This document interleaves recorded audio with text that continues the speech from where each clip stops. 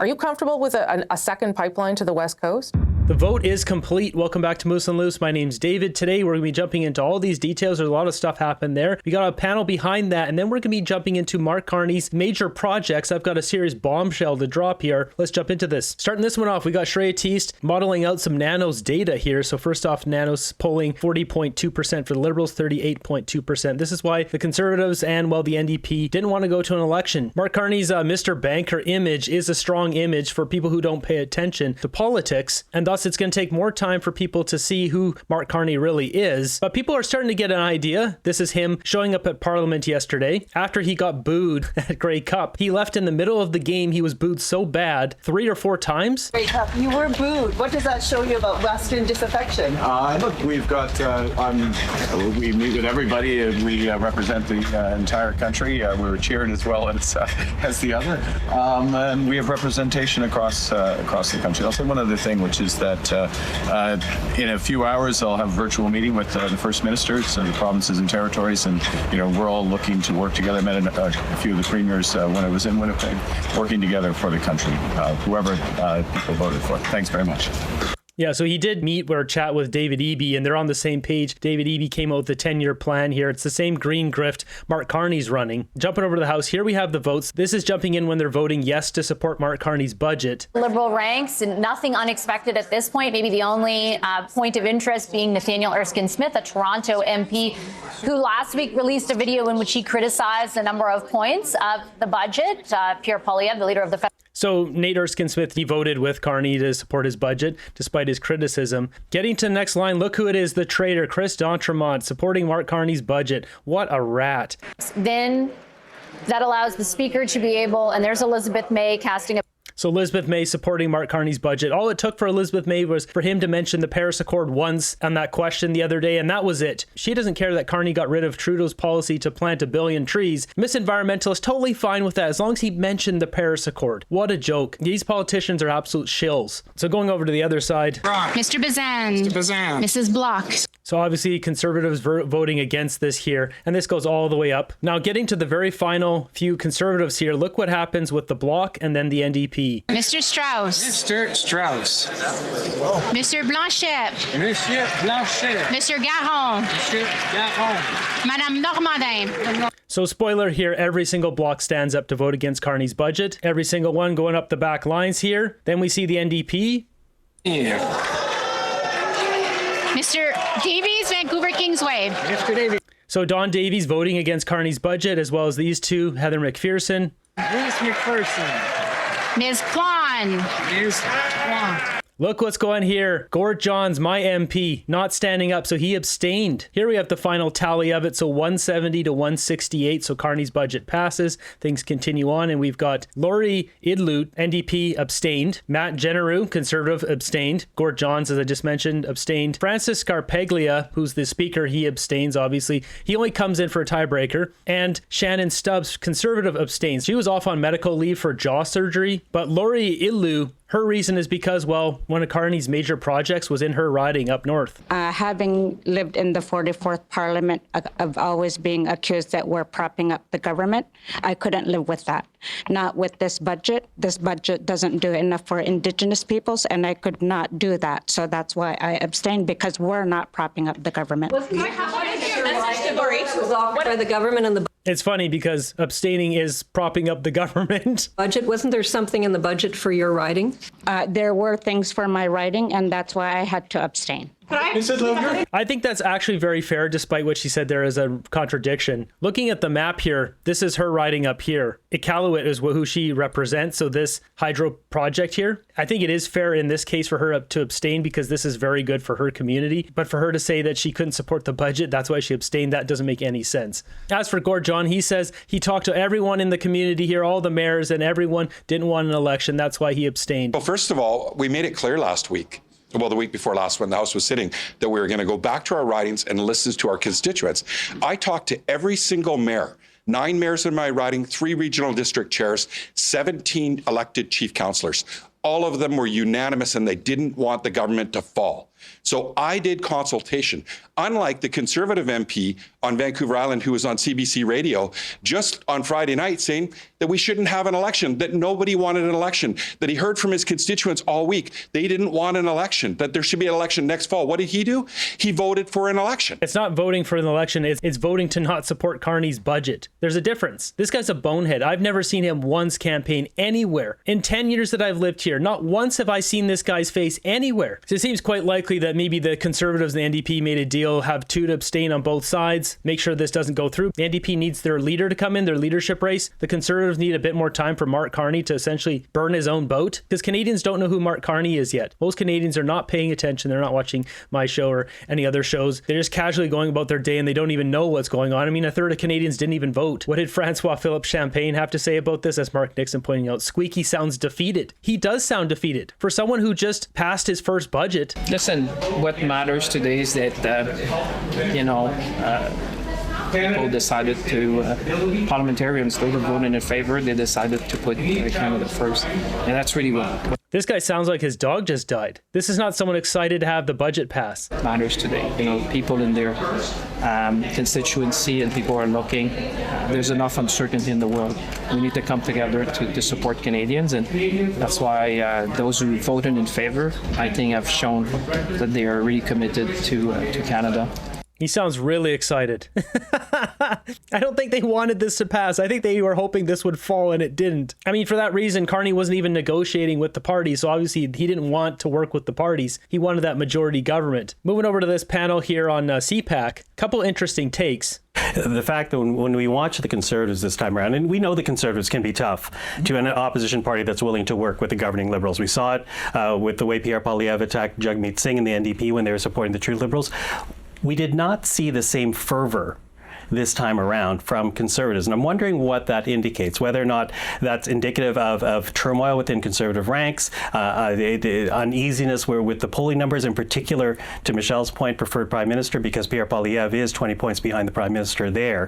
How do you explain this lack of fervor for the Conservatives? Because quite frankly, if Pierre Poilievre wanted to bring down this government, he could have worked harder to do so.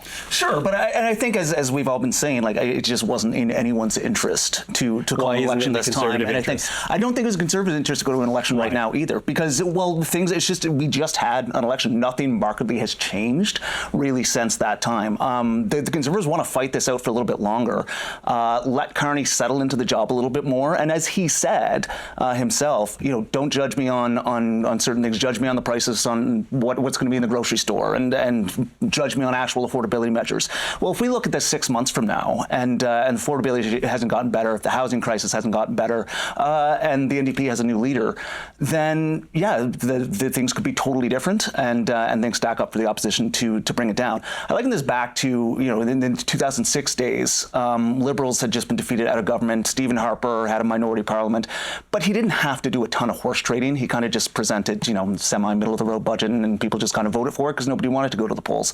I liken that more as happening this time. This is all strategy, and there's Conservatives on X having a meltdown over this, thinking we should have gone to the polls, had an election. You have to look at the whole playing field here. I mean, picture this like you've got the Vikings coming in against the English, and the Vikings show up with boats and 1,000 warriors ready to go to battle, and the English have 600. Sure, you can have a battle, but it's most likely that the English are going to lose. It'd be smarter for the English to back off, let the Vikings take over a few of the towns, take over some territory, go get some more troops, come back with 1,500 or 2,000, and wipe them out. This is all strategy. We need the NDP to be strong. We need them to have a strong leader and pull those people back from the Liberals to weaken the Liberals. We need strong vote splitting in Canada because Canada leans so far to the left. Just in general, we have to split the left to have the Conservatives win on the right. This isn't a case of just go to the polls as soon as you can all the time. You have to think strategically about this. So there seems to be quite the fighting back and forth on X over this. When it comes down to it, the Conservatives want to go to the polls when it's in their best interest, when they're at their strongest, and when they decide, not when the Liberals decide. Mark Carney wanted to go in an election right now. That's why he didn't give any concessions. Okay, but when you look at the Conservatives, though, because again, Pierre Poilievre could have worked harder to bring down a government. We've seen it before,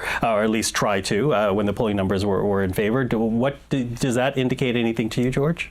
Well, you have Matt Genera, who I mean, the rumors across Ottawa, I'm not going to talk about them here on TV, but none of them are good about why he was pushed out. And it seems like there was a deal kind of done up for him to be able to walk out peacefully in the spring. And you're not going to see him till then for sure. He's just going to collect his paycheck and hide away from the people who are threatening him, I think.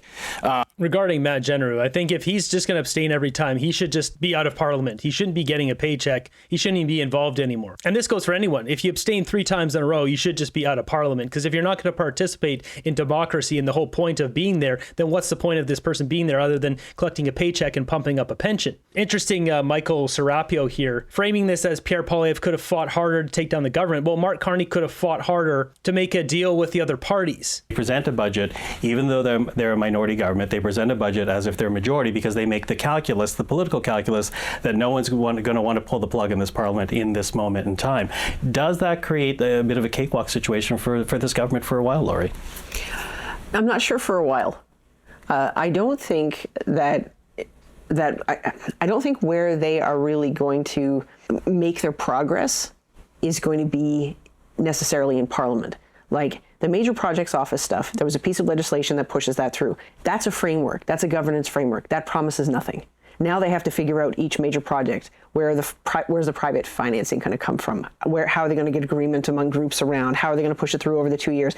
There's a weird, I don't know what's going on with the governance of that thing where the Prime Minister says he's going to recommend projects and then he's recommending them to the Major Projects Office and then they're figuring out what they're going to do with it and then they recommend something back. I'm like, what the hell is going on, right? Like, are you recommending things to yourself? It's a weird thing happening, but none of it is happening in Parliament. And so it just seems to me that the approach of the government is actually taking a lot of the decisions that are going to make or break this government.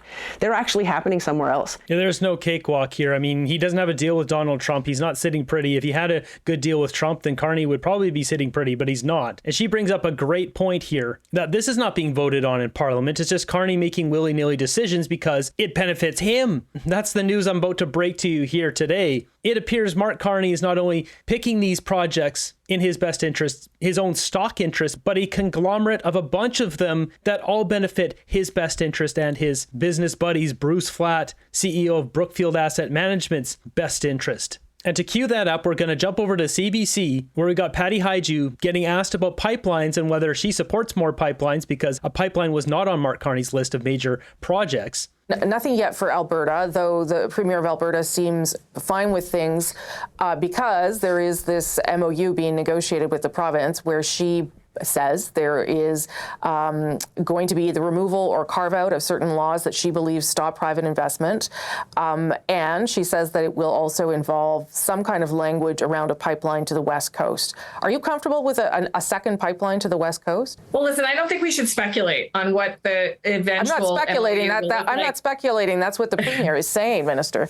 Well, that's what the Premier is saying. But what I would say is that those terms of what that looks like are, under negotiation. And what I would actually say is that we want every region to see projects that are viable and that are going to be prosperous for the country and that are going to contribute to the job creation that Canadians... Yeah, that's not happening in Alberta. We know full well you guys are putting projects where you're going to get votes. Okay, but the question was, do you support a bitumen pipeline, a second one to the West Coast? Look, I don't support any theoretical project until it's been assessed thoroughly. I think these hypothetical questions are very difficult to answer. Does it meet the ambition of the government? Does it meet the ambition of the time? Are there ways that the federal government can, work with the proponent to, for example, reduce environmental impact, protect other areas? Are there Indigenous interests that are being forwarded? Yeah, and that's always what it's about, isn't it? And I figured out why. Building this out now, so now I've got major projects listed on here. We've got the North Coast Transmission Line, KSI Lissam's LNG, the Red Chris Mine, and you'll notice they're all connected. So Mark Carney has this website here. It says Building Big Projects. If you scroll down, they have a project map, and this shows us exactly what's going on here. So now if we look around the map, you can see where they're all listed here. Obviously, nothing in Alberta. But what we do have is multiple in British Columbia. And why is that? Well, North Coast Transmission Line is going to be running from Prince George down here, as you can see, Phase 1 North Coast Transmission Line all the way up to Terrace, BC. And then it'll run over to KSI Lissam's. This is how it becomes the super low carbon net zero LNG, because it uses electricity instead of gas. Usually what these LNG facilities do is they use gas from the transmission line again before it's liquefied, to run the facility for about 80% of their energy with LNG Canada. That's what they do. 20% is electricity, 80% is the own gas going into the facility. That's how it operates. Now, what Carney's doing here is he's going to help push this through so the transmission line comes in here, but then the transmission line will also go up here. What's this? The Red Chris mine. He wants to have all of this low carbon, net zero for a reason. As we go back to my chart here, I've added a few new ones here. So Brookfield, these yellow boxes here, has the Kokish River Electro Dam. This is on Vancouver Island. We've also got Ivo Lugan, which has 6 hydro projects across Canada. This one here on my board here only has these 2, East Twin and Hystad. One of these is in progress. The other one is already built. This company, though, has a bunch of hydro across British Columbia, as I mentioned, 6 projects. These 2 alone, which are projects in the Fraser, Fort George region of Northeast BC, which is about 7 to 7.5 megawatts of combined energy, operates through Brookfield's Evolugan arm. This is through Brookfield Renewables. Both facilities use creek flows rather than big reservoirs. They basically put turbines in the rivers, spin them, and then generate energy. They sell them to BC Hydro as clean energy, and then they can have other projects buy that clean energy and then claim low carbon net zero. I think that's what Mark Carney's doing here. He builds this transmission line all the way up to KSI, and then they can buy Brookfield's own energy, even though it's not their energy. I mean, it all just gets mixed together, but it'll be Brookfield's energy. They can buy the low carbon energy and then say they're low carbon, as well as the Red Chris mine. They can do the exact same thing. And in doing this, they can offer tax credits to the companies that do this stuff. For example, Brookfield, to make their business cheaper, they make more money. Or what will happen is, because the KSI Lissam's LNG is going to be a huge draw of power, and BC doesn't have enough power to produce this. I don't think so. So they're going to have to be pulling energy from America, because right now we're already pulling energy from America. We're not producing enough here in British Columbia. So what will happen here is this North Coast transmission line, multi-billion dollar, it says roughly $6 billion to build this, high voltage transmission corridor, Prince George to Terrace, BC, clean hydroelectricity to the Northern Coast and Golden Triangle mining region, explicitly for power projects like KSI Lissam's, mines, ports, and Yukon Grid Connector. In the fine print, we're likely going to see this. There may not be enough real hydropower in BC to run all these mines and LNG plants. The province could end up relying on imported United States electricity while branding local projects as clean. To cover the gap, governments and big firms will lean on carbon credits and offsets, often from US markets, to make the numbers look net zero on paper. That would allow projects to burn more gas and use dirtier power while claiming they're net zero through accounting tricks. This is speculation, but it would explain why they're racing ahead with transmission lines and the carbon credit system before the local electricity actually exists. So either they win through subsidies and producing power from Brookfield themselves, or they push everything to the carbon credit system here, and Mark Carney profits off the back end because he's a early investor in Stripe and the Frontier program that is the carbon credit system. He wins either way. This guy is a very smart, weaselly snake. You don't have to take my word for it. This article here on Global News says right here, BC Hydro imported a quarter of the province's power in the last 12 months. Goes on to say here, it's very disturbing that British Columbia is now relying on 25% of our electricity to come from outside the province. BC fast tracks the $6 billion North Coast transmission line. Now, what's in it for David Eby? He just got through his leadership review. Essentially, they voted to whether he needed a review, and he doesn't have to get one. This guy's an absolute loser, should be voted out of power. Well, what's in it for him? Because he's just trying to make First Nations profitable. But for the most part, First Nations are not paying taxes if it's on their own land. Obviously, infrastructure that goes to facilities off First Nations land is beneficial to Canadians. But it seems that David Eby only cares about making First Nations rich. Mark Carney has the same objective here. Could it be because they keep shuttling them cash and then First Nations never complain about it because Justin Trudeau removed the need to audit the books on First Nation reserves? Is there something else going on there? That's a topic for another day. But as you see here, this North Coast transmission line will be powering all these projects and then using this Brookfield energy. Regardless, what we have here is Mark Carney investing in multiple projects, Red Chris Mine through Newmont, who owns 70% of the Red Chris Mine. He's invested in that company. Direct conflict of interest. KSI Lissam's LNG, Blackstone is a major investor. Mark Carney's invested. Direct conflict of interest.